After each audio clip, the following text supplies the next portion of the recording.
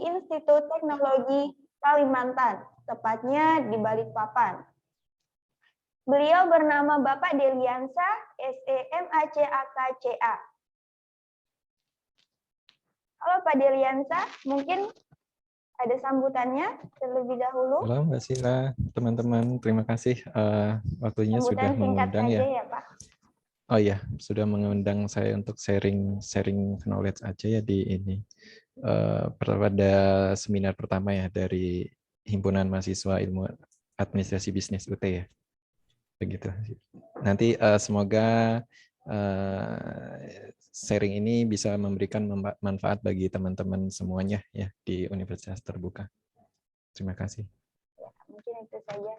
Nanti ada yang lebih lengkapnya, Pak. Baik, terima kasih Bapak Deli. Sebelum saya lanjutkan, mari kita ikuti dahulu perkenalan dari panitia acara yang akan dibawakan oleh Mas Raihan.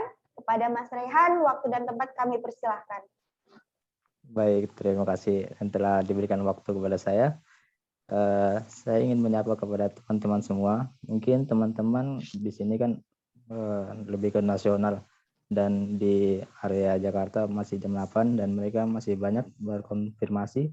Mereka masih ada rapat atau meeting karena teman-teman di sini kan pada banyak yang lebih berkarir ya. Jadi kita tunggu saja, kita jalani webinar ini dengan baik. Nanti mereka akan masuk. Dan saya ucapkan juga terima kasih yang turut hadir di webinar kali ini.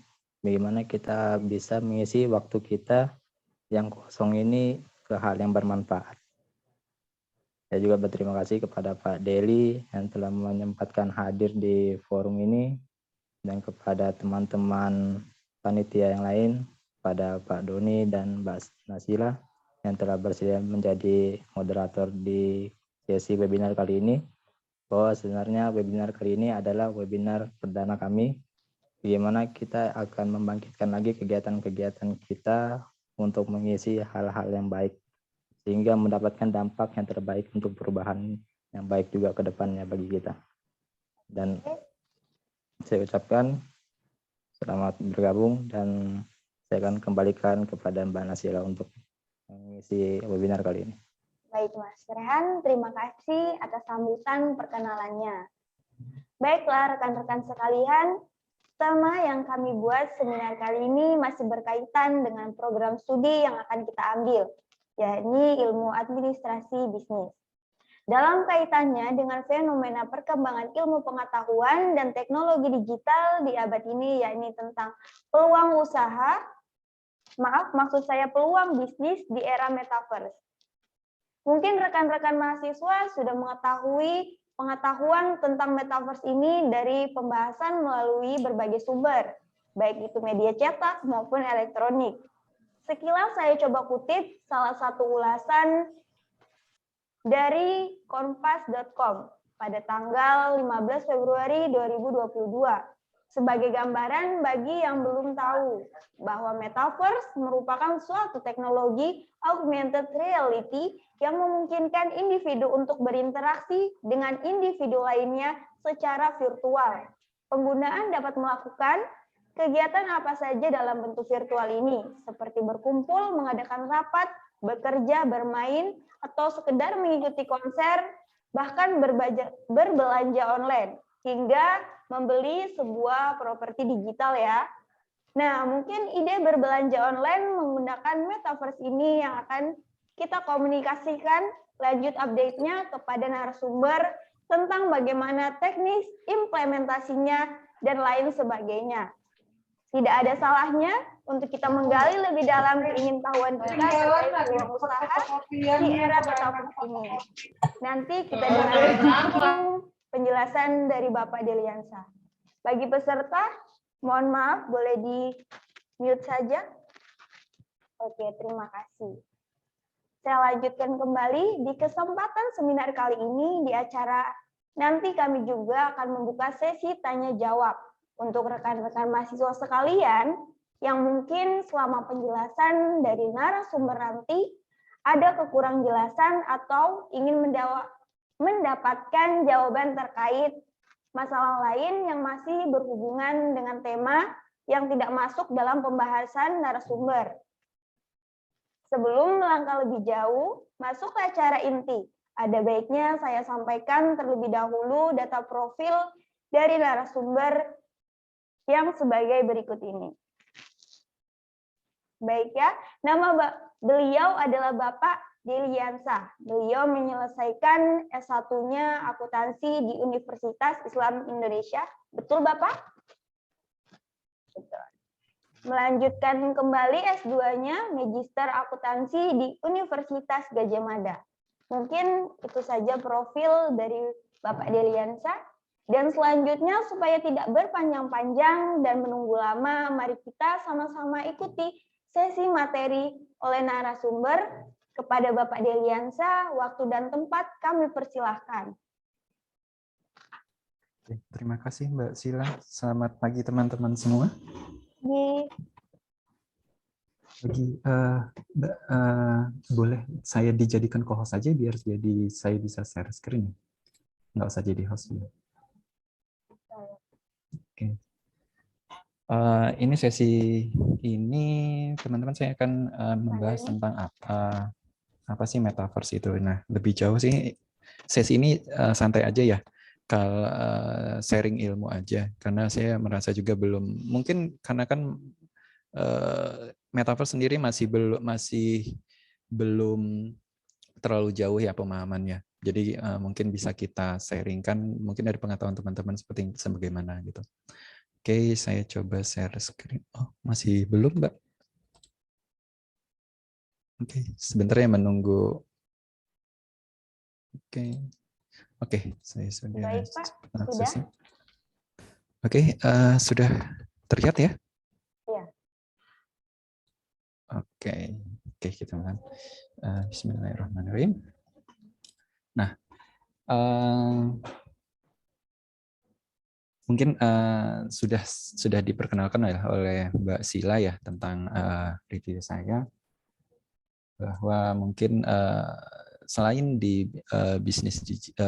dosen bisnis digital di Institut Teknologi Kalimantan, saya juga sejak 2019 ini menjadi juga bagian dari Universitas Terbuka ya sebagai tutor online seperti itu. Jadi saya merasa tetap ada keterkaitan dengan Universitas Terbuka sendiri juga.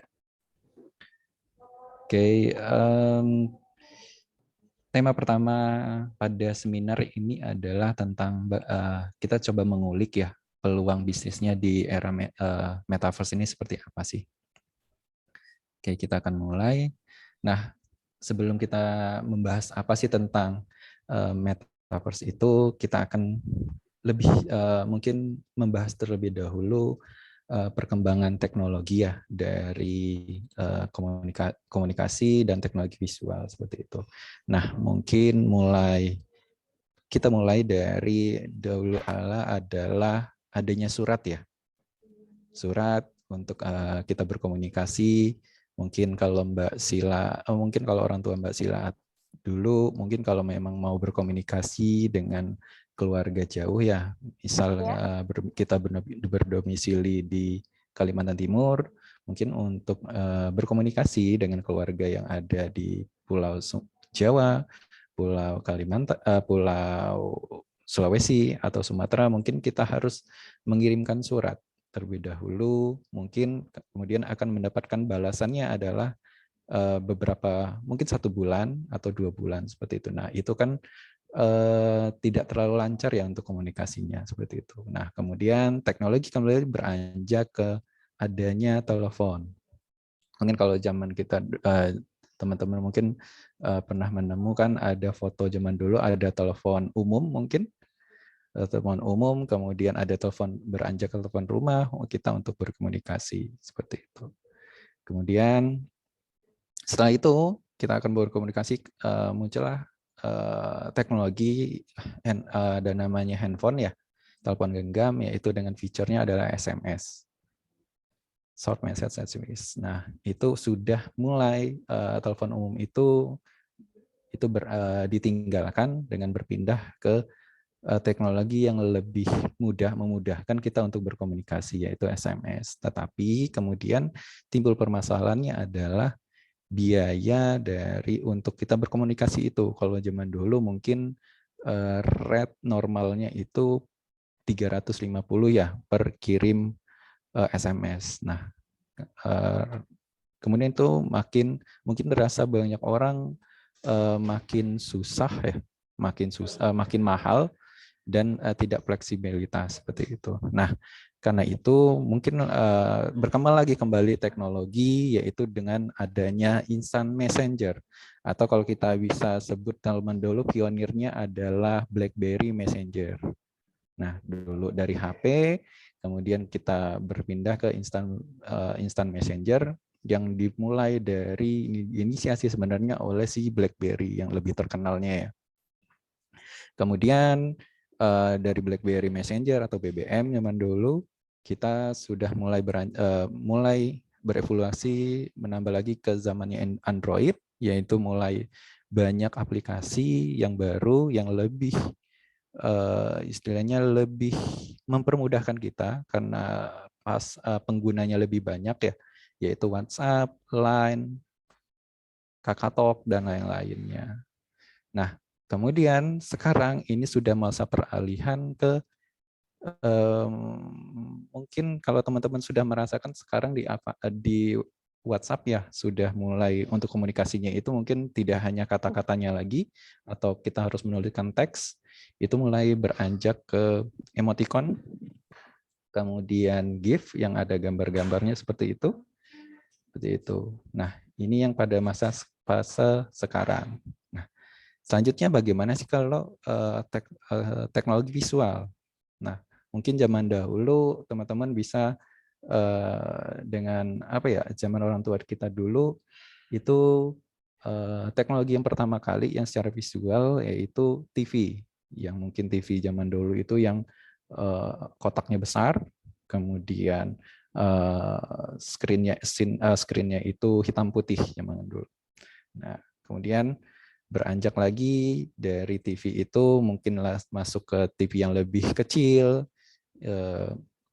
yang udah LCD, sehingga dan warnanya juga screen-nya itu juga sudah berwarna seperti itu. Nah, kemudian setelah dari TV ini akan beranjak kemarin itu ke komputer PC. Itu kita bisa dulu mungkin teman-teman masih menggunakan sampai sekarang ya, itu bisa melihat video YouTube, kemudian menonton film dan mengerjakan tugas-tugasnya seperti itu atau pekerjaan. Nah, tetapi masalahnya di sini kemarin tuh timbul permasalahan adalah komputer atau PC itu tidak fleksibilitas gitu.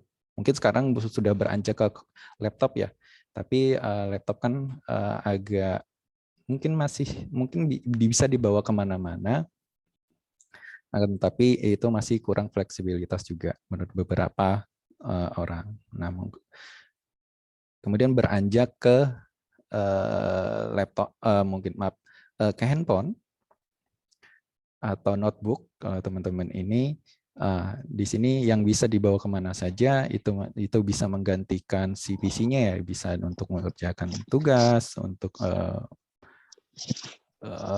bertugas-tugas, kemudian bisa menonton video dan menonton YouTube dan lainnya seperti itu. Nah, ini visual teknologinya. Nah, sekarang ini mulai beranjak ke VR. Kalau teman-teman bisa ada dengan merek yang terkenal itu Oculus ya, untuk memproduksi si VR ini. Nah, teknologi dua ini yang melatar belakangi terbentuknya adalah augmented reality atau AR, kemudian ada virtual reality, dan ditambah dengan AI. AI ini artificial intelligence. Nah, tiga ini yang menjadi tools itu terciptanya mungkin nanti akan kita sebut adalah metaverse seperti itu. Nah, tiga ini yang menjadi tulang punggungnya dari era metaverse. Oke, gimana sih apakah metaverse perkembangan metaverse ini sebenarnya sudah mulai booming ya sejak Meta atau kita sebut dulu Facebook ini mulai memperkenalkan tentang metanya ya. Dia merubah perusahaan dengan Facebook, kemudian merubah namanya menjadi Meta untuk menyambut eranya metaverse seperti itu. Nah, kita akan melihat apa sih metaverse itu. Nah, selain dari Mark Zuckerberg dari Meta, ternyata ini menjadi topik hangat di kalangan CEO perusahaan lainnya. Seperti kalau bilang John Randall, CEO Bimbers, itu metaverse adalah generasi selanjutnya dari internet yang itu mampu memungkinkan content creator atau people atau orang itu saling terkoneksi. Nah, ini dalam experience-nya lebih dalam lagi. Experience-nya ini lebih dalam seperti apa? Kalau mungkin dulu terhalang kita berkomunikasinya harus hanya lewat suara saja, boleh telepon, atau lewat chat saja komunikasinya, itu sekarang kita bisa melihat langsung, istilahnya touch, lebih bersentuhan lagi dengan orang tersebut di dalam dunia reality. Seperti itu. Nah, ini yang konsep rata-rata disebut metaverse seperti itu adalah menciptakan komunikasi yang lebih lengkap lagi ya, tidak hanya dibandingkan tadi komunikasinya hanya melalui teks, chat, kemudian mungkin hanya video call kalau visualnya tadi, tapi lebih mungkin pengalamannya itu kita bisa lebih dekat lagi karena kita merasa dalam satu dunia seperti itu. Avatar kita dan kita bisa melihat avatarnya mereka. Nah, ini konsepnya sih rata-rata bisa saya simpulkan metaverse seperti itu. Nah, mungkin teman-teman mungkin masih kesulitan apa sih metaverse itu. Nah, kita coba lihat videonya ya yang disampaikan oleh si Mark Zuckerberg.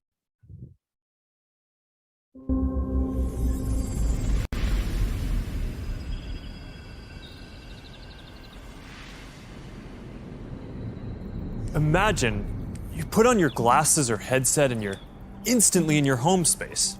It has parts of your physical home recreated virtually, it has things that are only possible virtually, and it has an incredibly inspiring view of whatever you find most beautiful. Hey, are you coming? Yeah, just gotta find something to wear.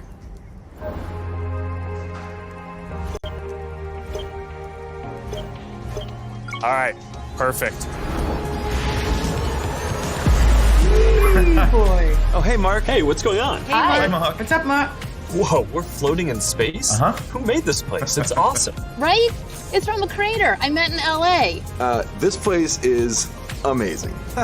Boz, is that you? Of course it's me. You know I had to be the robot, man. I thought I was supposed to be the robot. Whoa. I knew you were bluffing. Hey, wait. Where is Naomi? Let's call her. Naomi. Hey, should we deal you in? Hey, sorry I'm running late, but you've got to see what we're checking out. There's an artist going around Soho hiding AR pieces for people to find. 3D street art? That's cool. Send that link over so we can all look at it. This is stunning. Okay, that is something. That's awesome. I love the movement. Wait, it's disappearing. This is amazing. Hold on, I'll tip the artist and they'll extend it. Wow. Brilliant. If you guys like it here, I have another room that you're gonna love. Check out this forest room. Huh, let's see it. Koi fish that fly? That's new. This is wild. Hey, one sec, Boz. It's Priscilla. Hey, you have to see this. Beast is going crazy. Oh, I love that guy. We've got to show that to the kids. Can you also send that to my dad? I'll message him. All right, see you at home. This place is great, Boz, but... Oke.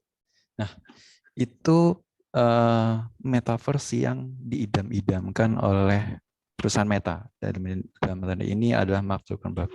Nah, di dalam tujuannya metaverse yang mereka diinginkan adalah semua orang bisa berkomunikasi dalam dunia virtual, baik itu komunikasi mungkin komunikasi sosial, kita bisa saling ngobrol dengan teman, walaupun kita berbeda tempat ya, mungkin teman kita berada di rumah dan teman-teman yang lain itu ada di rumah masing-masing seperti itu. Jadi kita semua bisa saling berkomunikasi secara langsung, lebih real mungkin dibandingkan kita hanya berkomunikasinya via teks atau telepon seperti itu. Nah, tetapi selain komunikasi sosial, ini yang diharapkan juga adalah kita bisa melakukan berbagai macam aktivitas di dunia virtual tersebut.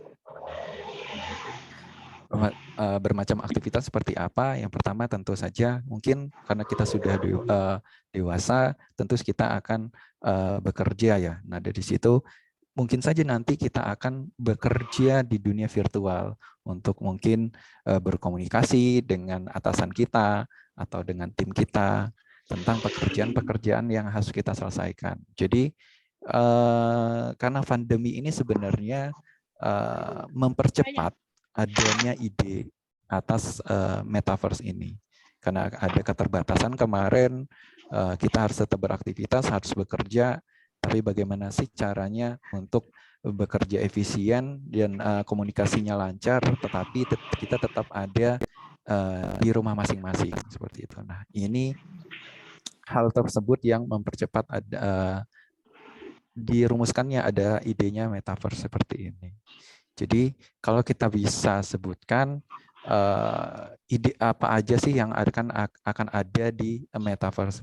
Metaverse kita akan coba lihat di video selanjutnya.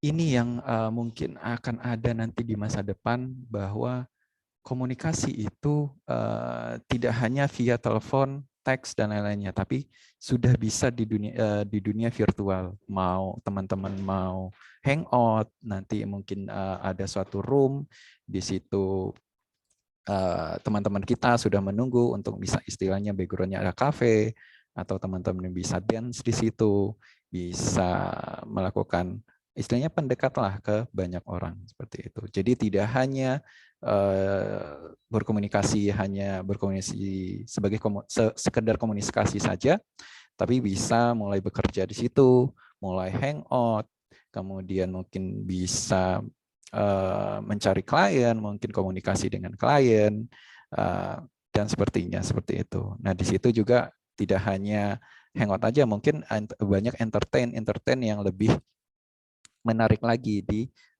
dunia virtual seperti itu. Itu yang akan istilahnya menarik masyarakat atau people secara umumnya untuk bergabung di dunia meta seperti itu. Ini yang kita harapkan mungkin beberapa tahun lagi akan terjadi. Nah, ini akan mempermudah kita untuk berkomunikasi dengan mungkin jaraknya beribu-ribu mil ya. Mungkin kalau kita mau berkomunikasi dengan teman kenalan kita, kita di Indonesia, teman kenalan kita ada di Amerika, seperti itu. Nah, kita lebih pengalaman yang ada itu lebih dalam lagi, karena tidak hanya via telepon seperti tadi, seperti itu. Kita bisa melihat real orangnya bersentuhan via avatar, seperti itu. Nah, ini yang menjadi benefitnya yang dicoba ditawarkan oleh dunia virtual. Oke, itu. Nah, mungkin teman-teman merasa metaverse itu adalah masa depan. Apa sih metaverse? Seperti asing seperti itu. Padahal sebenarnya kita dari zaman mungkin 10 tahun yang lalu itu sudah mengenal apa itu metaverse. Tapi mungkin baru dirumuskan bahwa dan booming namanya adalah metaverse. Sebagai buktinya adalah mungkin teman-teman sudah tahu ya beberapa game di sini. Yang pertama adalah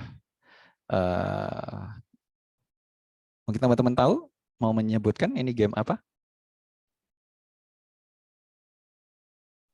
Game apa ini ya kira-kira teman-teman? Fortnite ya, Fortnite. Oke, Fortnite ya, Roblox, kemudian Lego ini yang ya, agak Lego. booming ya. Minecraft. Ini agak booming nih kemarin beberapa tahun yang lalu sih. Dia Minecraft bukannya? ini Minecraft ya. Ya. Oke, Minecraft ya. Dan di bawah ini mungkin yang teman-teman cewek ya sering memainkan game ini nih, baik offline maupun online. Ada yang tahu? Nggak tahu saya. Ini adalah The Sims.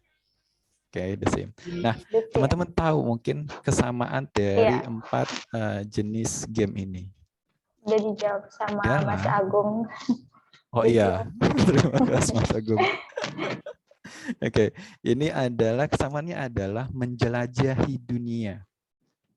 Apapun goalnya, mungkin kalau The Sims itu mungkin kita bersosialisasi dengan beberapa karakter, mungkin kita komunikasi dengan teman kita melalui avatar seperti itu. Semuanya adalah untuk menjelajahi dunia, baik itu goalsnya mungkin berperang atau survive, atau ada misinya kalau Roblox mungkin permisinya adalah melarikan diri dari penjara dan seperti itu. Nah, ini semua adalah kita sebut cikal bakal dari metaverse. Mungkin kalau zaman dahulu, lebih dahulunya lagi, kita lebih mengenal adanya game Ragnarok online, atau biasanya disebut kita genrenya RPG ya, seperti itu. Nah, ini jadi teman-teman sebenarnya itu sudah bersentuhan dengan dunia metaverse. Walaupun dulu memang via-nya adalah via laptop, komputer, seperti itu, via komputer atau laptop. Tapi sebenarnya teman-teman sudah bersentuhan dengan dunia metaverse itu. Mungkin yang akan dituju nanti metaverse yang dituju adalah tidak hanya via komputer atau laptop, tapi bisa kita rasakan dengan VR maupun AR. Gitu. Nah, jadi teman-teman kalau ditanya apa sih metaverse sendiri, jadi teman-teman saya harapin jangan bingung lagi apa sih metaverse. Kayaknya sesuatu yang asing seperti itu. Padahal teman-teman sendiri sudah bersentuhan langsung dengan metaverse ini. Kalau memang teman-teman mungkin tidak hanya lewat PC ya, lewat laptop, game-game sekarang sudah banyak game online yang ada di handphone yang lebih mudah dimainkan. Seperti apa? Seperti Mobile Legends. Teman-teman juga mengeksplor dari map itu, kemudian lebih mengenali, mungkin di sini di semak-semaknya tempat untuk bersembunyi, seperti itu kan sebenarnya explore juga, seperti itu. Nah, itu metaverse di awal-awal, tapi kita bisa sebut juga ini adalah metaverse. Mungkin tidak belum semenarik yang diinginkan oleh Mark Zuckerberg, tapi ini sudah sebenarnya bisa disebutkan metaverse. Cuma memang karena lewat permainan untuk komunikasinya. Oke, nah sekarang kita akan berbicara tentang opportunities-nya. Opportunity bisnisnya di metaverse seperti apa sih yang ini? Karena kan kita pengennya kita selalu terdepan untuk menyiapkan peluang-peluang yang ada. Kita jangan ketinggalan dari orang lain. Karena kan sesuatu yang baru itu pasti yang menguntungkan adalah pihak yang siap atau pihak yang pertama mengambil kesempatan dalam memanfaatkan sesuatu teknologi seperti itu. Nah, ini kita akan melihat beberapa opportunities-nya. Mungkin banyak opportunities yang bisa kita ambil, tapi ini beberapa, ada 4 opportunities yang bisa kita ambil. Yang pertama adalah virtual office. Mungkin teman-teman akan bisa memahami bagaimana sih virtual office itu melalui video seperti ini.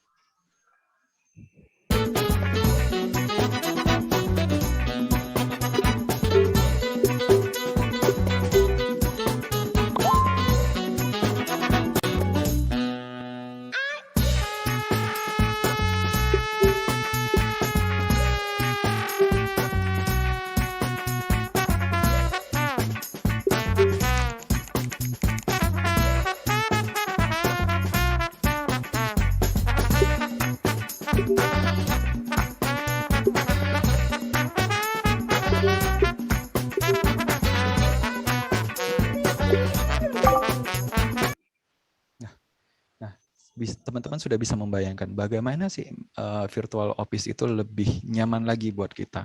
Karena kalau kita sekarang mungkin bekerjanya via laptop, via komputer. Nah, bagaimana sekarang coba teman-teman bayangkan nanti teman-teman bekerja kemudian berkomunikasi dengan atasan atau tim dalam meeting ya, suatu project mungkin atau suatu kerjaan itu langsung real.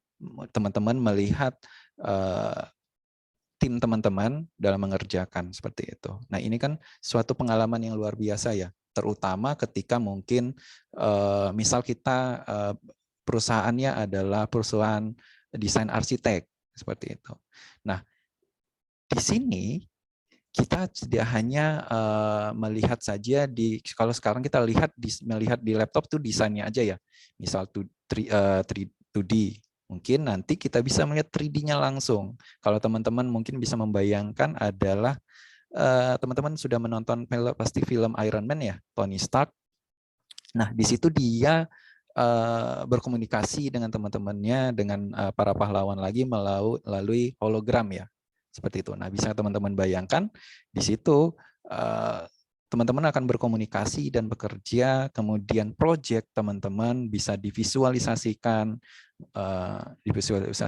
kemudian mungkin kalau di dunia arsitek itu pengalamannya adalah mungkin dilihat lagi, di zoom lagi desainnya itu mungkin di lantai 2 mungkin akan kita tempatkan seperti apa roomnya, mekanisme roomnya, apakah ada di lantai 1 itu perlu ada tangga atau karena tinggi sudah gedungnya sudah rumahnya itu atau gedung itu sudah 3 lantai atau 4 lantai, mungkin sudah saatnya bisa ditambahkan lift seperti itu kan lebih memudahkan rekan-rekan proyek kita untuk membayangkan yang akan kita share, kita ciptakan seperti itu.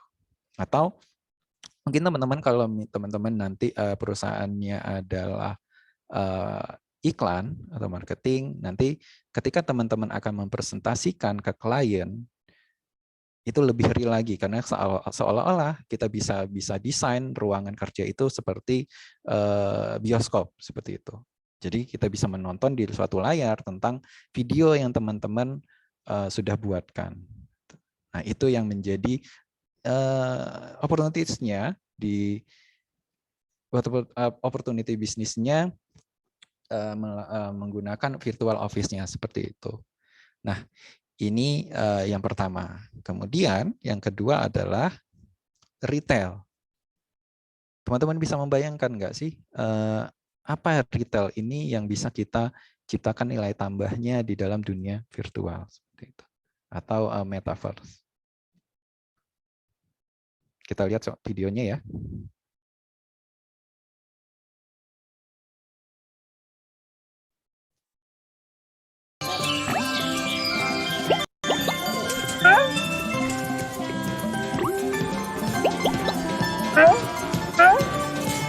Ay, no, cállate.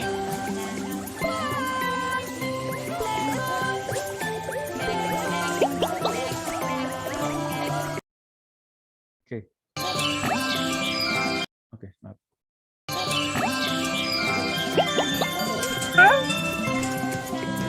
Nah, dalam dunia retail ini bisa menjadi bisa kita tambahkan atau opportunities bisnisnya adalah dengan fitur yang diberikan bisa kita manfaatkan melalui menggunakan AR, augmented reality. Jadi teman-teman ketika nanti teman-teman punya perusahaan atau istilahnya mungkin kita tanya di awal-awal adalah minimarket seperti itu.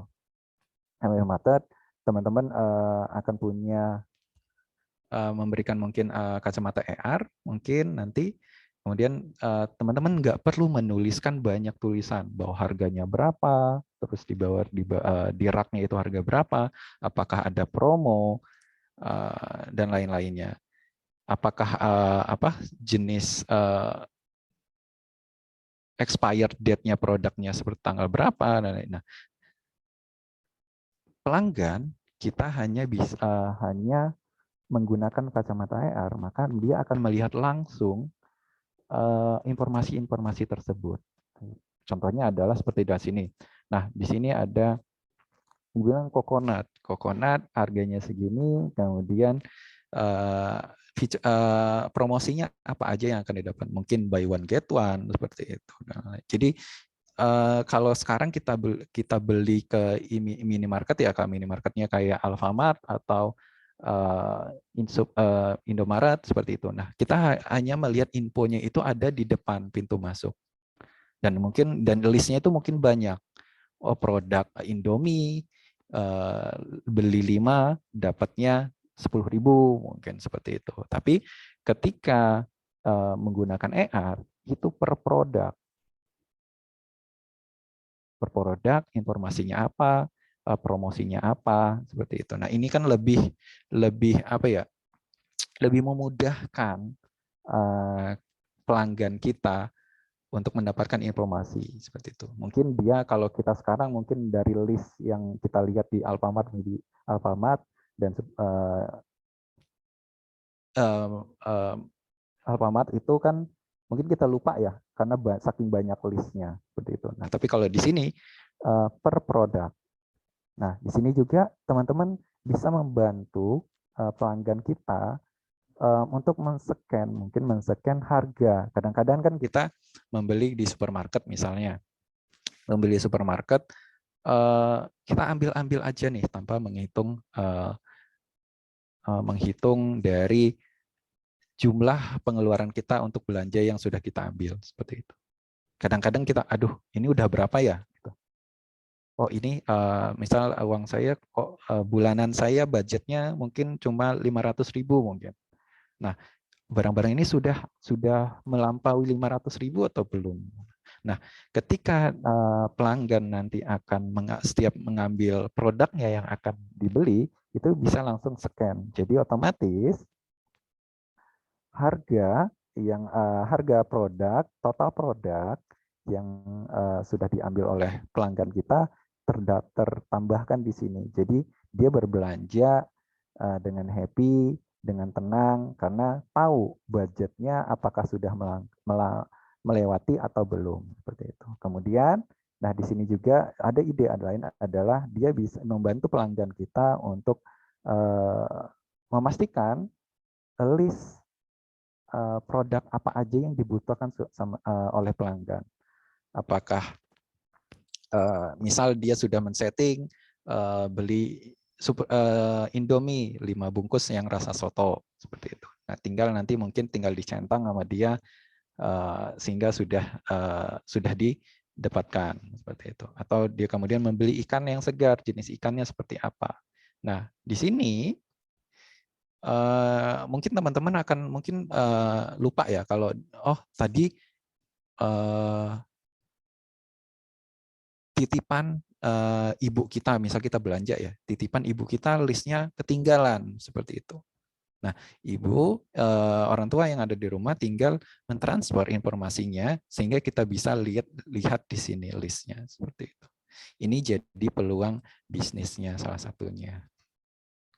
Dan ini bisa juga tidak hanya di retail, tapi bisa di supermarket aja ya, tapi bisa diimplementasikan di perusahaan lainnya seperti mungkin furniture, kemudian baju, toko dagang, dan baju lainnya. Seperti lebih mudahkan pelanggan untuk mendapatkan informasi lebih dari produk-produk tersebut. Nah, ini untuk perusahaan retail ya. Nah, sekarang kita lihat ada 3 video dari perusahaan fashion ini. Kalau di bagian fashion, bagaimana sih fashion ini bisa kita manfaatkan nanti di dunia metaverse? Bagaimana sih bisnisnya akan bertransformasi? Yang pertama, video pertama. This jacket is actually also available in the DressX app. Oh, that was sudden. Did it work? Kind of, yeah. Which could arena and try one of DressX's video looks. Oh, besides their catalog of still image outfits, they do have. I decided to do a similar thing to day one, where I went for an outfit that I would possibly normally wear, just digital. Except this time, with more of like an evening/event feel. And I found this collection that I really liked on the DressX website by designer 2WB. And of these, I chose this longer, semi-fancy number, the NYX dress, for $40. I really like the sheer layered part on top, as well as the cutouts, though I was curious to see how they would. Nah, itu beberapa macam ide ya dari bisnis fashion yang kemungkinan nanti akan kita temukan di era metaverse. Nah, mungkin teman-teman kalau sekarang mungkin membeli produk baju, celana dan lain di e-commerce seperti Tokopedia, Shopee, Lazada dan lain-lainnya, ada kekhawatiran bahwa ukurannya ini pas atau belum. Kekecilan atau malah kebesaran. Nah, ini bisa membantu dari klien kita, dari para pelanggan kita untuk memastikan ukurannya dan baju itu apakah pas warnanya dengan kulitnya pelanggan itu akan sudah pas melalui dengan AR dan AI, Artificial Intelligence. Nah, bisa dipastikan mungkin kalau dia mensorotnya, terus diuji coba, dia mau coba memakainya, apakah ukurannya sudah pas belum? Oh, ukurannya ternyata mungkin agak kebesaran nih. Mungkin dia coba adalah ukuran M. Ternyata badannya dia itu cocoknya di ukuran L. Seperti itu. Nah, itu kan lebih memudahkan dari pelanggan kita untuk memilih baju seperti itu. Nah, ada juga mungkin kesempatan yang opportunities bisnisnya itu adalah seperti mungkin nanti akan ada penyewaan baju digital.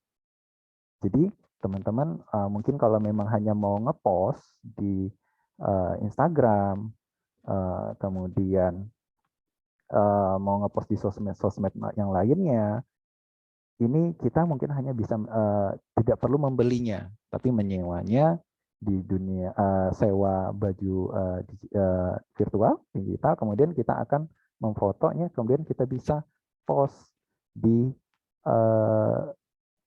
Instagram atau sosmed lainnya, seperti itu. Nah, ini yang memungkinkan membantu perusahaan-perusahaan fashion untuk menciptakan atau mengefisiensikan biaya marketingnya.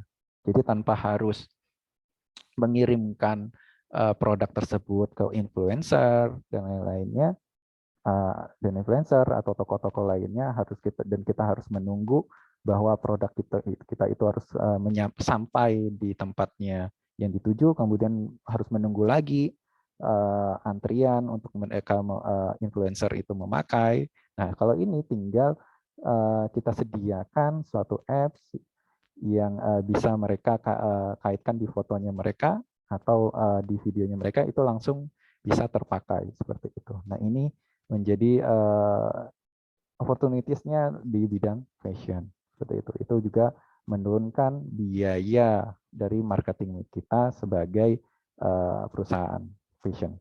Nah, ide yang lebih gilanya lagi adalah mungkin kalau teman-teman nanti tadi adalah kita hangout dengan teman-teman kita di dunia virtual seperti tadi. Mungkin kita ke bar, atau ke kafe yang ada di dunia virtual, maka kita memerlukan pakaian untuk avatar kita. Nah, ini yang dicoba sudah dicoba ya beberapa perusahaan seperti Gucci, kemudian Nike, mereka membuat produknya di dunia virtual. Jadi produknya itu bisa dipakai oleh avatar yang ada di dunia virtual, di dunia metaverse, di dunia virtual itu. Nah, ketika teman-teman nanti atau pelanggannya nanti itu suka dengan produk itu, baik itu baju, celana mungkin atau sepatu, mereka bisa mengorder di dunia secara langsung di dunia realnya. Oh, kayaknya sepatunya cocok nih saya pakai. Jadi mereka akan selesai dari mereka hangout di dunia virtual itu, mereka akan mengorder produk-produk tersebut langsung untuk digunakan di dunia real seperti itu. Nah, tapi jangan lupa baju-baju di dunia virtual, kemudian fashionnya itu baik itu baju, kemudian sepatu, kemudian celana, mungkin aksesoris lainnya, itu sebenarnya bisa kita jual juga di dunia virtual. Mungkin teman-teman, merasa apa enaknya beli baju di dunia virtual seperti itu. Nggak ada nilai tambah bagi kita. Tapi ketika teman-teman nanti semakin engage-nya di dunia virtual itu semakin tinggi, teman-teman mungkin pasti akan mau, bukan mungkin lagi, pasti mau akan membeli dari produk-produk tersebut untuk mendukung penampilan teman-teman di dunia virtual. Oh, nggak mungkin Pak, seperti itu. Karena kan ya nggak bisa dipakai juga di dunia. Tapi teman-teman bayangkan, teman-teman ketika main game, itu sebenarnya membeli skin dan lain yang mungkin harganya itu berjuta-juta. Mungkin kalau teman-teman main Mobile Legends, itu ada skin Legend dan skin lainnya. Itu kan teman-teman mengeluarkan uang. Seperti itu, untuk mendukung penampilan karakter teman-teman di dunia game tersebut. Nah, ini menjadi sinyal bahwa sebenarnya baju-baju di dunia game itu bisa ada pasarnya kok, tergantung engagement dari playernya atau orang-orangnya yang ada di dunia virtual tersebut. Seperti itu. Nah, ini yang ketiga ya, opportunities bisnisnya di bidang fashion. Yang selanjutnya adalah entertain.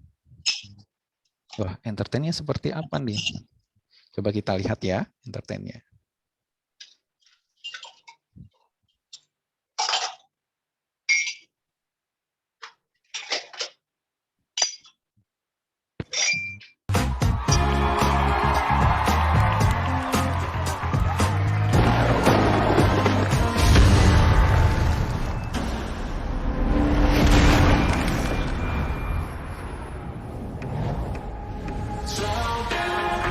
What's up, Roblox? Thank you so much for having us. We got a few songs for you today.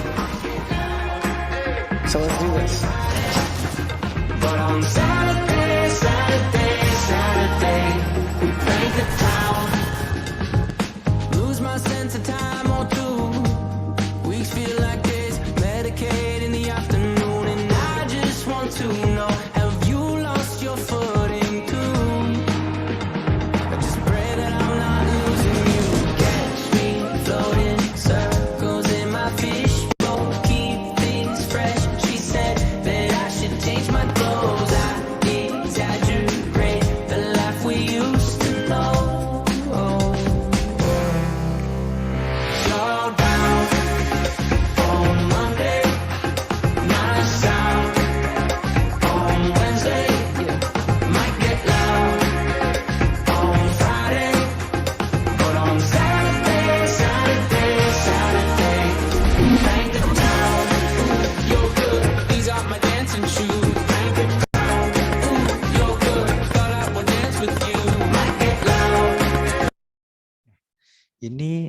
video dari Roblox ya. Mereka tidak hanya game, tadi mulai berekspansi untuk menciptakan feel yang baru, yaitu menonton konser di dunia virtual. Itu. Walaupun memang untuk di awal, ya mungkin untuk sekarang kita hanya menontonnya via avatar ya.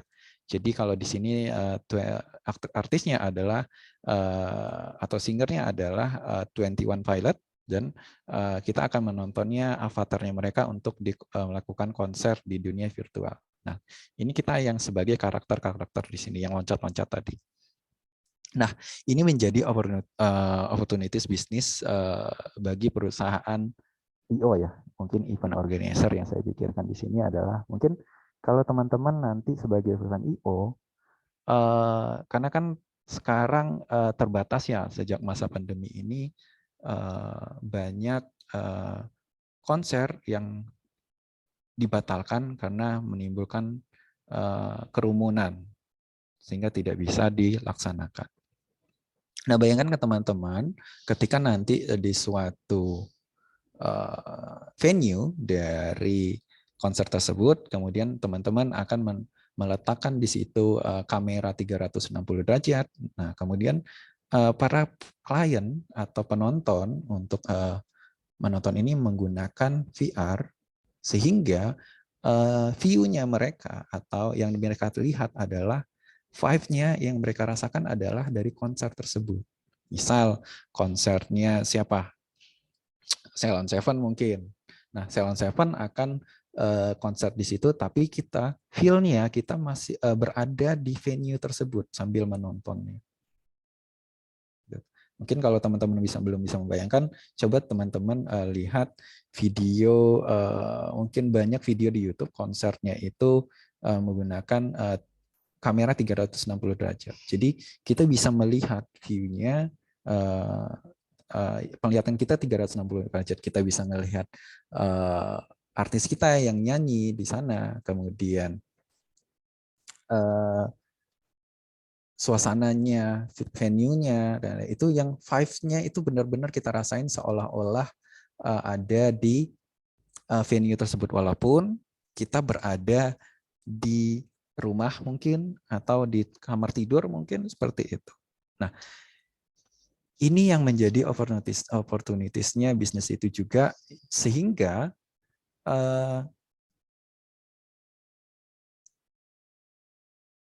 yang akan menonton itu kalau biasanya kan hanya mungkin dikotakan ya, mungkin karena venue-nya kecil mungkin 300 orang seperti itu.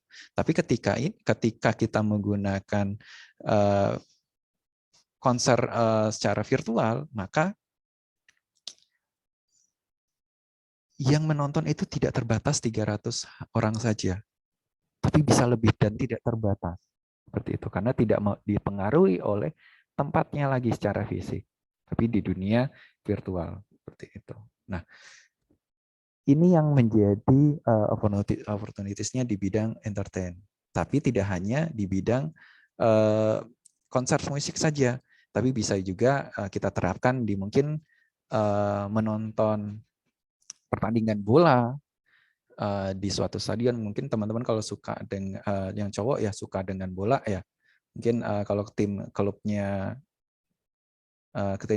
itu MU, nah kita bisa merasakan feel menonton langsung di Old Trafford seperti itu, karena disiarkan secara langsung via kamera 360 derajat. Nah, ini juga bisa menambah pemasukan dari penyelenggaranya itu, yaitu dari timnya Manchester United sendiri.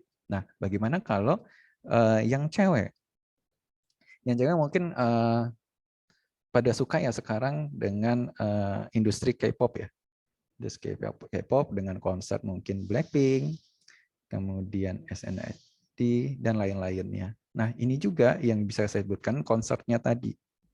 Jadi kalau ketika teman-teman Blackpink-nya konsernya di Amerika, sebenarnya teman-teman bisa ikut menonton konser itu secara langsung via konser virtual seperti itu. Jadi kemungkinan besar nanti tidak hanya avatar aja ya, tapi yang kita bisa lihat adalah real, benar-benar real singer kita atau bandnya itu yang melakukan konser di tempat itu, tapi kita bisa melihat di mana saja. Seperti itu. Nah, apakah pertanyaan sekarang adalah apakah mungkin semua ini terjadi? Kita bisa lihat beberapa sinyal dari pasar seperti itu, yaitu ada Meta, si Facebook. Facebook sudah menganggarkan untuk memulai atau membangun infrastruktur untuk metaverse ini 10 triliun. Nah, kemudian ada teman-teman tahu mungkin di Januari kemarin perusahaan Microsoft itu mulai mengakuisisi perusahaan game yaitu Activision Blizzard. Yang terkenal gamenya adalah Call of Duty, kemudian Overwatch, kemudian ada beberapa mainnya. Nah, ini sinyal ada dua sebenarnya yang bisa kita baca. Yang pertama tentu saja mereka untuk jangka pendeknya dan jangka menengahnya adalah ini menambahkan model bisnisnya, yaitu dengan untuk meningkatkan konten-konten yang ada di game konsolnya Microsoft, yaitu Xbox. Sehingga ini mempermudah atau meningkatkan jual beli nilai value-nya dari Xbox sebagai game konsol untuk menaingi PS, PlayStation dari Sony. Nah, jangka panjangnya sebenarnya ini merupakan pintunya si Microsoft untuk mengarah mulai ke dunia metaverse. Dunia metaverse dimulai karena dengan adanya dengan adanya pengguna dari game-game itu, maka crowd yang sudah ada tinggal diarahkan ke dunia metaverse yang akan diciptakan oleh Microsoft. Nah, dua-dua itu sebenarnya sinyal bahwa metaverse yang diinginkan itu akan tercapai, yaitu dengan virtual reality, dunia virtual ya, seperti itu.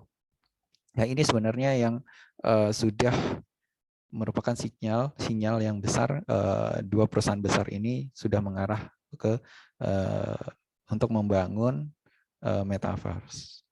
Nah, tadi yang saya sebutkan adalah beberapa opportunities ya, bisnis di dunia metaverse.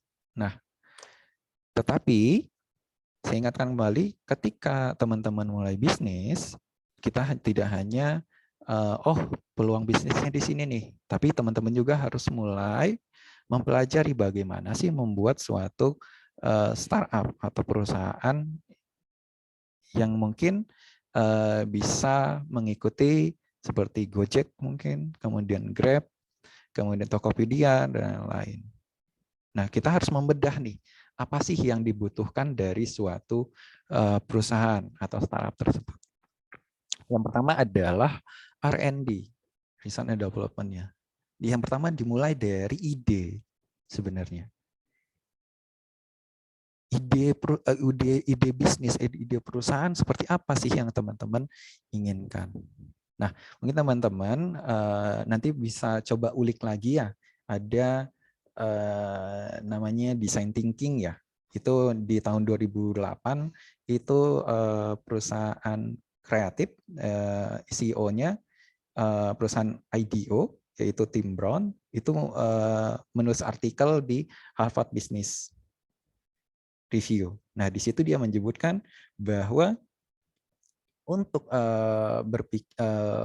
untuk membuat suatu usaha itu bisa kita mulai dengan menggunakan design thinking untuk mencari ide, kemudian cari idenya seperti apa sih. Nah, tahap-tahapannya pertama design thinking itu ada 5 sebenarnya. Yang pertama adalah empathize, yaitu empati, yaitu bagaimana sih kita mencari kebutuhan dari apa sih yang sebenarnya dibutuhkan oleh customer atau pelanggan atau masyarakat yang ini. Ada apa sih di masyarakat yang kita bisa permasalahan yang ada di masyarakat. Kemudian setelah kita menemukan permasalahan itu, kemudian kita define. Define di sini mungkin permasalahan atau yang bisa kita pecahkan itu banyak. mungkin ada 10 lah kita dapat permasalahannya. Kemudian kita merumuskan, menentukan inti, mungkin dari 10 itu ada saling terkait atau saling terkait sehingga kita bisa menentukan inti dari permasalahan itu seperti apa sih. Atau permasalahan itu sebenarnya tidak saling terkait. Nah, maka kita bisa memilih, oh permasalahan A yang benar-benar urgent yang bisa kita selesaikan dan membantu masyarakat atau calon customer kita nanti. Nah, dari kita define, kita akan menentukan idenya seperti apa. Nah, dari permasalahan itu kita akan mencari solusi. Ide solusi apa yang bisa kita tawarkan untuk menyelesaikan dari permasalahan-permasalahan yang ada di masyarakat. Tapi ingat, sebaiknya tidak hanya solusi aja. Tapi solusinya itu lebih levelnya menyelesaikan jangka panjang seperti itu. Itu ide yang lebih baik. Jadi tidak hanya menyelesaikan permasalahan di masa sekarang, tapi bisa berkelanjutan untuk 10 atau 20 tahun ke depan. Kemudian setelah itu kita akan mencoba membuat prototype. Entah itu prototipenya itu bisa aplikasi mungkin atau malah produk seperti itu. Dari solusi yang kita bisa tawarkan ke masyarakat atau customer kita akan memberikan produknya atau layanan kalau memang perusahaan jasa nantinya. Nah, kemudian setelah kita buat prototipenya, kemudian kita akan tes. Tes ini adalah seberapa jauh produk atau layanan ini itu menyelesaikan permasalahan dari yang ada di masyarakat itu. Nah, itu siklusnya nanti. Ketika tesnya itu mungkin kurang dapat sambutan karena tidak terlalu signifikan menyelesaikan solusinya, itu akan kembali lagi ke empathize seperti itu. Nah, mulai lagi dari empathize, kemudian mulai ke define, kemudian kita merumuskan idenya, revisi ide, mungkin idenya lebih dalam lagi, kemudian kita coba prototipe kedua, produk yang kedua, mungkin kemudian kita lanjutkan ke tes ke pasar seperti itu. Nah, ini intinya dari design thinking seperti itu. Nah, contohnya kita bisa lihat Tesla ya, perusahaan Tesla. Perusahaan Tesla itu mobil listrik ya, mobil listrik yang ada di Amerika. Nah, awalnya adalah empathize-nya adalah mulai dari ada kemungkinan semakin mengecilnya produk minyak bumi untuk sebagian bahan bakar dari kendaraan. Maka dia define-kan, oh berarti permasalahannya adalah kita perlu kendaraan, tapi ke depannya bahan bakar fosil ini semakin menipis. Maka kita perlu menemukan sumber energi yang terbarukan seperti itu, yang tidak bergantung dengan bahan bakar fosil yang akan habis. Selalu akan ada energi dari listrik. Maka dia merumuskan solusinya adalah untuk idenya adalah membuat mobil listrik seperti itu. Tapi sebenarnya mobil listrik ini sesuatu yang udah mulai banyak untuk diselesaikan oleh orang-orang banyak. Tidak hanya di Amerika, tapi di Indonesia sendiri berbagai macam universitas juga mulai membuat prototipe dari mobil listrik. Akan tetapi idenya itu lebih melibatkan ke teknologinya lagi nih.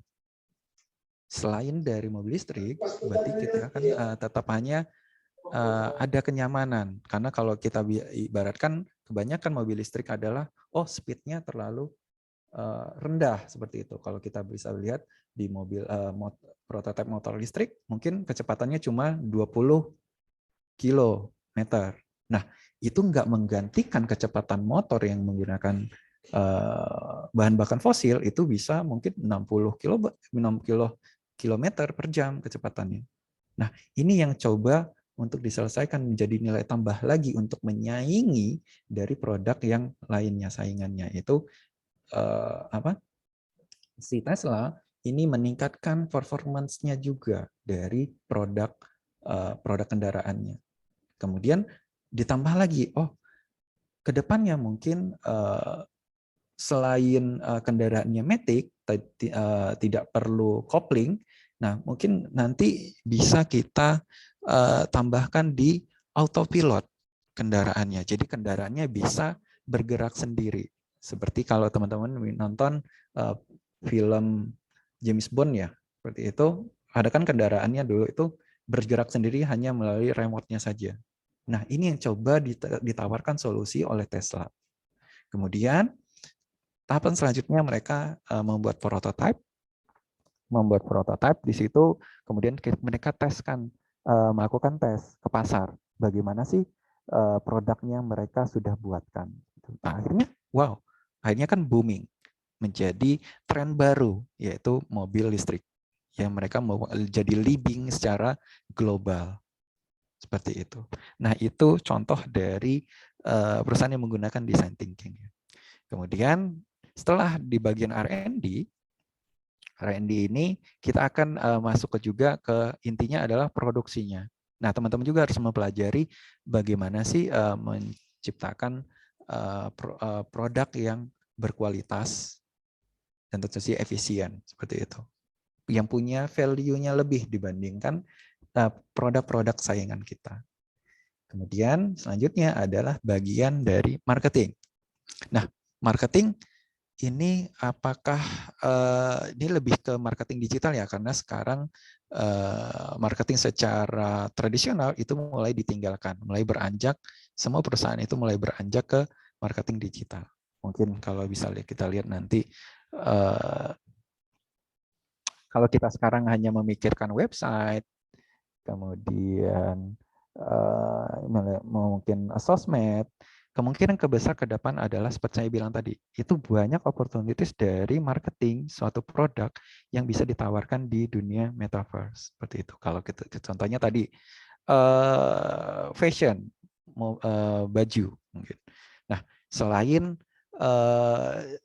kita menjual produknya itu ya adalah produknya baju di dunia virtual atau skin atau sepatu atau baju dan lain, tapi itu kan sebenarnya bagian dari marketing. Jadi perusahaan menawarkan teman-teman menggunakan di dunia virtual. Nanti ketika akan tertarik, mungkin nanti akan suka dan mengorder di dunia realnya, sehingga itu menjadi salah satu bagian dari marketing. Kemudian selanjutnya ada distribusi, bagian dari distribusi. Ketika teman-teman menjual produk, maka distribusinya, lain distribusinya harus dipikirkan. Saya kemarin tertarik dengan ide dari mahasiswa, yaitu bagaimana sih kita membantu ketika ada pelanggan, ada masyarakat yang mungkin mogok kendaraannya tengah malam, seperti itu, dan di tempatnya sepi, seperti itu. Nah, idenya sangat bagus nih. Idenya sangat bagus adalah menciptakan aplikasi seperti Gojek, itu, tapi itu khusus untuk membantu masyarakat yang sedang kesusahan untuk reparasi atau servis dari kendaraannya, seperti itu. Dan mungkin kendaraannya itu rumahnya jaraknya dari tempat dia kendaraannya rusak ke rumah itu 15 kilo, seperti itu. Nah, itu kan sangat membutuhkan bantuan ya, seperti itu. Nah, tetapi harus dipikir lagi distribusi dari produknya, mungkin tempatnya tempat servisnya, apakah itu lingkupnya tidak terlalu jauhkah dari lokasi pelanggan kita, kemudian under deal atau spare part-nya itu bagaimana, seperti itu. Nggak mungkin kan orang itu sebut misal jarak kita untuk yang servis dengan lokasi pelanggan kita itu mungkin misal 10 kilo, itu, dan itu jam 12 malam. Dan itu tempat yang agak sepi. Nah, itu kan sebenarnya dia mungkin bisa menunggu setengah jam atau 1,5 jam, seperti itu. Nah, itu yang tetap harus dipikirkan distribusinya, seperti itu. Kemudian dari intinya ini akan disunjang human resource dan finance. Nah, finance di sini saya ibaratkan gini teman-teman. Teman-teman harus mulai memperhitungkan keuangan perusahaan itu secara baik, karena yang diinginkan adalah efisien.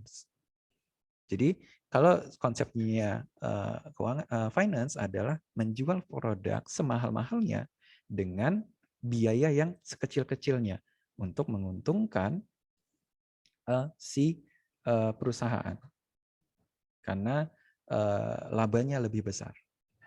Tapi teman-teman tetap harus memikirkan secara profesional. Misalnya gini, banyak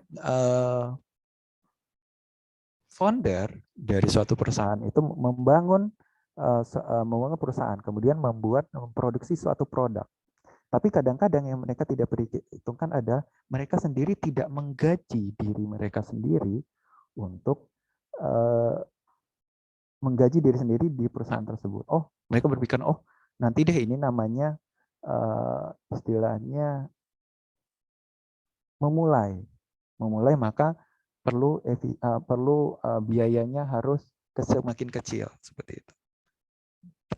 Dengan tidak menggaji diri saya sebagai founder itu, maka biayanya akan semakin kecil. Iya benar, memang semakin kecil, tapi itu tidak profesional. Tidak profesional ya. Kenapa? Karena sebenarnya dia mengerjakan bagian dari pekerjaan. Loh, tapi kalau saya misal kembali lagi nih, kalau saya menggaji diri saya, itu maka biayanya akan makin tinggi dong, seperti itu. Nah, maka bisa kita efisiensikan di tempat lain. Jangan juga gajinya mungkin sebagai founder di awal ya 10 juta gitu. Ya nggak mungkin juga kan, itu terlalu besar. Ya secara profesional lah, bisa mungkin 3 juta, 3 juta atau 4 juta, gitu. Sesuai rate-nya. Nah, selain itu, tapi tidak bisa menghilangkan gaji dari pekerja. Itu kita sebagai foundernya itu sebagai pekerja kan di situ. Nah, kita bisa mengefisiensikan di biaya lainnya, yaitu dengan cara bagaimana sih kita menurunkan biaya produknya, biaya bahan baku atau biaya beli produknya itu. Mungkin kita bisa mencari langsung ke tempat penjual pertama mungkin. Kalau kita mau misalnya menjual toko kelontong ya, kita nggak mungkin kan juga membeli di supermarket mungkin, atau membeli di pasar mungkin. Nah, itu kan sebenarnya istilahnya tangan kedua dan tangan ketiga. Nah, kita bisa mencari link, mencari channel, itu langsung ke tangan pertama, yaitu produsennya. Otomatis biayanya yang kita dapatkan untuk atas produk itu atau bahan bakunya itu lebih rendah dibandingkan ketika kita membeli ke tangan kedua atau ke tangan ketiga. Seperti itu. Tentu saja dengan tambahan itu, kita ketika membeli di produsen secara langsung, maka kualitasnya itu akan terjamin. Nah, itu seperti itu. Nah, itu bagian finance. Jadi teman-teman saya ini kan di bagian finance ini efisiensikan biayanya dan jual setinggi-tingginya yang laku seperti itu. Nah, itu bagian finance. Kemudian bagian human resource. Nah, dalam suatu perusahaan mungkin tidak terlepas dari kumpulan orang-orang. Jadi nggak mungkin kita hanya sebagai founder itu menjalankan sendirian suatu perusahaan. Kita harus memikirkan bagian produksi, kita harus memikirkan bagian marketing, kita harus memikirkan bagian mencatat finance-nya bagaimana, kita harus memikirkan idenya, kode distribusinya. Nah, di human resource inilah kita harus mengulik lebih lanjut. Kita pasti membutuhkan untuk membangun suatu startup atau UMKM lah, perusahaan dasar seperti itu awal, itu kita pasti butuh namanya partner. Mungkin kalau partner kita, mungkin kalau kita di bidang finance ya, misalnya kita bidang finance, kita punya keilmuan di bidang finance, maka kita perlu mencari nih partner yang di bidang lain. Mungkin di perusahaan partner kita itu kuat di bidang teknologi mungkin, kemudian kuat di bidang produksi seperti itu. Nah, ini bagian yang human resource-nya. Nah, dalam bagian human resource, ketika perusahaan teman-teman nanti sudah besar, maka memerlukan meng-hire kualitas SDM yang bagus untuk memberikan ide untuk meningkatkan dari perusahaan kita itu. Maka human resource menjadi support yang penting juga untuk di perusahaan. Nah, lingkup ini yang akan menciptakan startup atau usaha yang kuat dalam melewati tantangan dan rintangan yang akan dihadapinya. Seperti itu. Oh, Pak, mungkin ini terlalu ribet, Pak. Seperti itu di bagian ini. Karena ada bagian human resource, R&D, produksi, marketing, distribusi, dan finance. Oleh karena itulah, ketika teman-teman memulai suatu usaha, maka carilah partner, carilah orang yang sevisi dengan teman-teman untuk membuat suatu usaha. Karena biar lebih ringan dan ide-idenya tidak hanya berasal dari satu orang. Ketika banyak orang yang mengeluarkan ide, pasti ide yang akan diambil berdasarkan ide-ide dari banyak orang tersebut. Nah, ide-idenya itu yang lebih cemerlang jika dibandingkan hanya ide satu orang. Seperti itu. Nah, itu lingkup yang saya tekankan untuk ketika bagaimana sih membuat suatu perusahaan. Seperti itu, bagian dari R&D, produksi, marketing, distribusi, finance, dan human resource-nya. Seperti itu. Itu intinya sih. Nah, silahkan teman-teman, saya buka sesi Q&A ya. Jika teman-teman mau ada yang ditanyakan seperti itu tentang topik kita. Seperti itu. Atau mau teman-teman mau bertanya tentang bagaimana suatu startup, mungkin teman-teman bisa bertanyakan. Silahkan. Baik. Terima kasih Bapak Deliansyah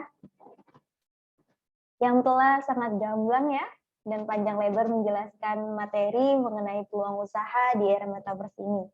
Semoga apa yang telah disampaikan tadi menjadi tambahan dan khazanah keilmuan sendiri yang sangat bermanfaat untuk kami ke depannya. Baiklah, sebelum memasuki sesi tanya jawab, izinkan kami menyampaikan sedikit kesimpulan atau ringkasan materi poin-poin penting apa yang berhasil kami tangkap dari pemaparan Bapak Deliansyah tadi. Yang pertama itu ada tools metaverse augmented reality, virtual reality, dan artificial intelligence. Yang kedua poinnya yaitu tentang metaverse berawal dari Facebook buatan Mark Zuckerberg. Metaverse bercita-cita membuat dunia virtual menjadi seperti nyata dengan memadukan ketiga tools tadi. Yang ketiga, ide apa saja yang akan dipakai di metaverse sejauh ini? Mungkin yang pertama itu untuk hangout dengan orang lain, bermain 3 dimensi, dan yang kelima ada peluang usaha menggunakan metaverse seperti virtual office, retail, fashion, dan entertainment. Yang keenam bisa diwujudkan dengan mempersiapkan dengan ide perusahaan dengan human resource, produksi, marketing, distribusi, dan finance.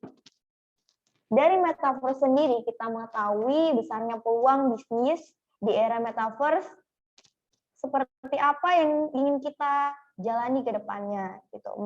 Karena metaverse sendiri merupakan teknologi yang tidak hanya merubah cara kita melihat dunia, tapi juga seseorang bisa berpartisipasi ya, lebih aktif di dunia metaverse ini.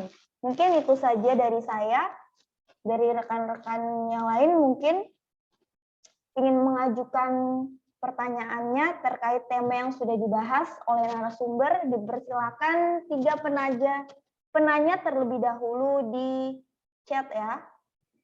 Nanti saya coba pilih. Nggak apa-apa, apa aja yang mau ditanyakan ya teman-teman, yang masih bersangkutan bertema. Mungkin pertanyaannya bisa mengenai masalah privasi atau tentang tadi ada juga tentang opportunity-nya, pasti ada weakness-nya juga dong, ya kan? Bisa tuh ditanyakan. Ayo yang aktif bertanya. Nanti dijawab kok sampai Deliansa. Kalau mau ngajak main mabar Pak gitu. Iya boleh tuh bapaknya ngajak mabar. Boleh gitu. Dimulai dari saya dulu Pak Dedi, mau tanya dari host dulu lah.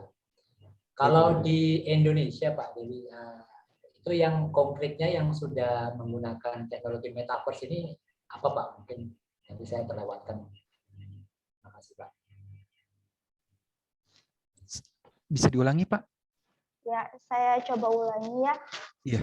Maksud bapaknya itu di Indonesia sendiri hal apa yang sudah diterapkan untuk memulai bisnisnya di Indonesia? Oke. Di Indonesia sendiri ada perusahaan WIR ya, yaitu menjadi yang diserahkan oleh government atau pemerintah Indonesia untuk menginisiasinya adanya metaverse ya. Bisa nanti teman-teman bisa search di perusahaan WIR itu, mereka sudah memulai adanya AR yaitu augmented reality, yaitu dengan membuat suatu usaha, yaitu dengan bantuan membuat produknya itu adalah perusahaan cerita untuk anak-anak dongeng ya seperti itu. Nah mereka sebagai AR nanti mereka akan menunjukkan seperti apa sih, misalnya mereka ingin menunjukkan hewan gajah itu seperti apa gitu. Jadi ketika nanti secara virtual mereka akan muncul gambar dari gajah misalnya, tapi secara 3D, tidak hanya lewat buku saja seperti itu. Itu sih yang sudah diinisiasi di Indonesia seperti itu sih, Pak Doni. Jadi dimulai dari edukasi Pak ya, pendidikan dulu ya. Iya, sudah mulai di edukasi.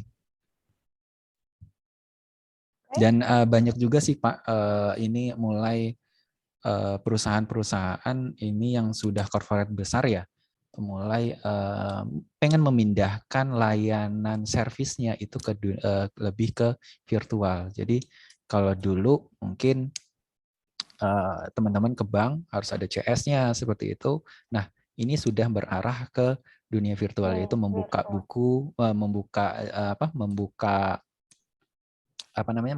nomor rekening, itu bisa melihat aplikasi atau kemudian nanti akan mungkin ada CS-nya, customer service, ketika teman-teman akan menelpon ada kendala apa, mungkin nanti akan mereka lebih lebih menyampaikan itu secara face to face melalui dunia virtual seperti itu atau avatar. Itu sih yang sekarang di Indonesia sedang diinisiasi sih Pak Doni. Seperti itu. Baik, Pak Dedi, terima kasih. Baik, Pak. Ada lagi yang ingin bertanya mungkin?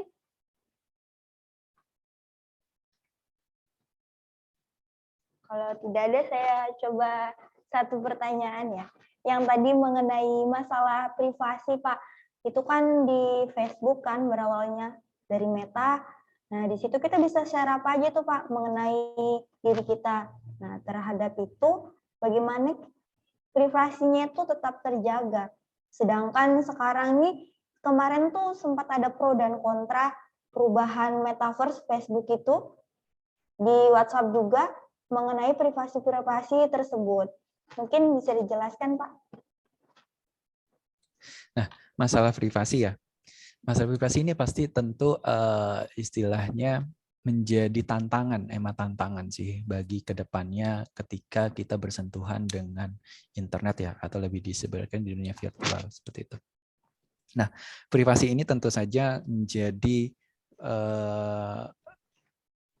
dalam tanda kutip concern orang-orang, bagaimana sih kalau kita berkomunikasi atau berinteraksi di dunia virtual. Yaitu berbagai macam sih. Misal kalau kita bisa sebutkan, misal kita diundang, di-invite orang oleh teman-teman nanti ke dunia virtual seperti itu. Nah, yang bisa meng-invite itu kan memang hanya orang yang misal kayak ke Zoom ini kan. Selama linknya itu tidak di-share ke orang lain, maka mereka tidak akan mendapatkan di sini seperti itu. Kemudian ada beberapa yang saat yang kemarin itu ada lagi booming itu suatu perusahaan adanya mungkin sex harassment di dunia virtual, apakah bisa nantinya seperti itu. Nah, ini bisa juga seperti dunia game sih sebenarnya. Kalau ketika ada chat atau ada obrolan sehingga kita akan bisa mengomongkan, maka akan ada sensornya seperti itu. Kemudian gerakannya juga mungkin nanti gerakannya akan dibatasi. Jadi gerakan dibatasi itu mungkin gerakan avatarnya tidak boleh yang mengarah ke pornografi seperti itu. Seperti itu. Nah, untuk keamanan dari hacker. Keamanan dari hacker mungkin nanti ya seperti tadi istilahnya kita bisa sebut mungkin ada blockchain nanti ya. Jadi tidak bisa banyak orang akan meniru dari dunia virtual seperti itu. Jadi tidak sembarangan orang yang bisa mengaksesnya. Seperti itu sih Mbak Nasila, ke depannya seperti itu sih. Baik Pak, terima kasih. Ayo teman-teman yang ingin bertanya, Mas Agung, aktif nggak ini?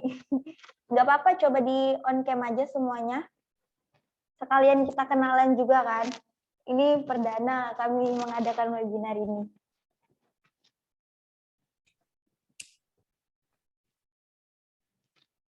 Coba ditanya apa yang menjadi, siapa tahu ini salah satu fasilitas yang bisa membuka ide teman-teman untuk berpeluang usaha ya. Ya, kalau mungkin kalau teman-teman terbersihkan niatnya, sayanya pengen usaha tapi belum ada mentor dan lainnya.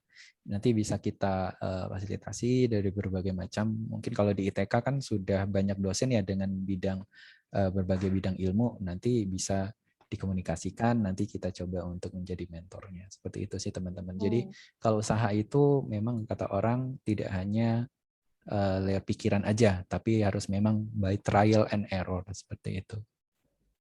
Seperti itu sih teman-teman. Kalau memang ada yang mau menanyakan tentang suatu bisnis dan lain-lain, Pak, ide bisnis saya seperti ini gitu dan lain, silahkan ditanyakan aja. Ini orangnya tidur kayaknya nih Pak ya.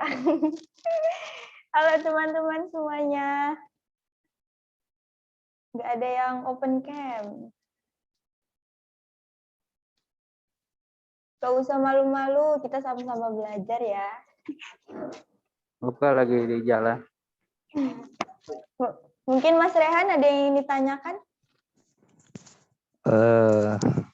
Gak ada sih saat ini. Oh, ada yang lagi di jalan ya. Aktif sekali sampai ngikutin Zoom sambil di jalan. Hati-hati ya. Mbak Tika Yudinyar.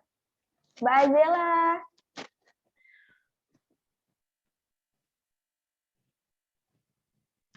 Mungkin ini dari berbagai semester ya.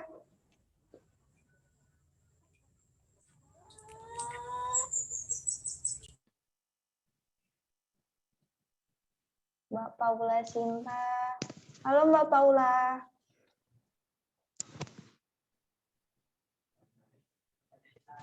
Oke, kalau tidak ada, saya tutup saja pertanyaannya ya. Baiklah, seluruh pertanyaan sudah terjawab oleh narasumber kita.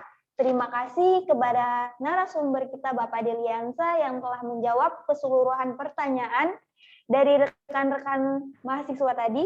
Semoga menjadi pencerahan dan bermanfaat untuk kita semua. Jadi dapat disimpulkan bahwa metaverse ini sangat berguna di era digital ini, khususnya hal dalam berpeluang usaha. Seperti yang kita ketahui bersama, bahwa di era sekarang ini adalah eranya dunia digital. Dengan harapan teman-teman semua bisa memahami dengan baik dan dapat mengaplikasikan dalam kehidupan sehari-hari. Sampailah kita pada sesi akhir seminar kali ini. Untuk Bapak Deliansa, kami ucapkan terima kasih sebanyak-banyaknya yang telah berkenan hadir untuk memberikan materi, dan saya juga ucapkan terima kasih kepada rekan saya, Mas Rehan, Pak Doni, sebagai panitia yang sudah membantu, dan terima kasih juga untuk teman-teman yang telah menyimak dan mendengarkan. Semoga kita bisa bertemu lagi di lain kesempatan. Mungkin ada salah kata dari saya, mohon maaf. Saya akhiri ya. Wassalamualaikum warahmatullahi wabarakatuh. Waalaikumsalam warahmatullahi wabarakatuh. Saya kembalikan. Terima kasih Pak Ya. Deli. Terima kasih teman-teman. Sampai jumpa lagi Pak Deli. Terima kasih banyak. Assalamualaikum. Waalaikumsalam. Oke, izin live ya. Ya Pak, silahkan. Terima kasih Bapak. Terima kasih Pak Deli.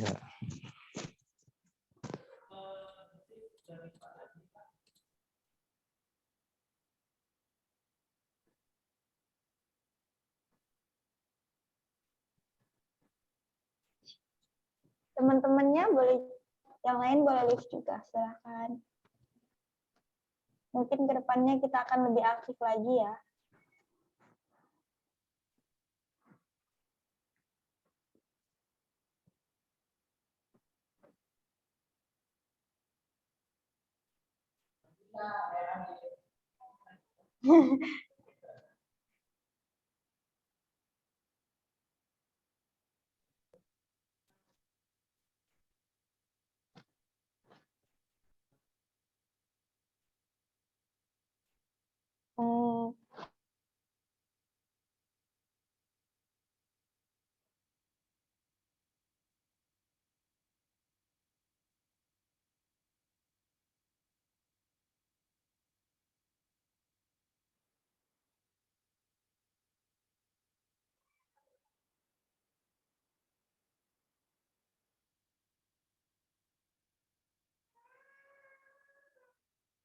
Iya, bagus. Ayo Mas Rehan, saya live ya. Terima kasih. Assalamualaikum. Bagus ya, alhamdulillah.